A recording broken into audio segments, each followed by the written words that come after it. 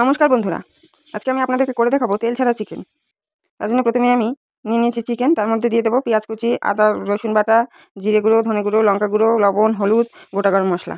পেঁয়াজগুলো খুব কুচি কুচি করে কেটে নিতে হবে, যেহেতু তেল ছাড়া সেহেতু পেঁয়াজগুলো গলবে না তাড়াতাড়ি, আর কুচি করে কাটলে তাড়াতাড়ি গলে যাবে।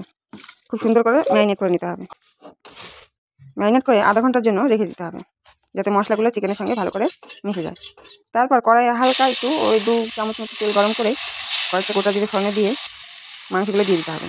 এটুকু তেল দিলাম কারণ মাংসটা তাছাড়া লেগে যাবে। তারপরে মাংসগুলো একটু কম আছে কিছুক্ষণ কষিয়ে নিতে হবে। সরাসরি জল দিলেই মাংসগুলো একটু জল ভাজা ভাজা হয়ে যেতে পারে।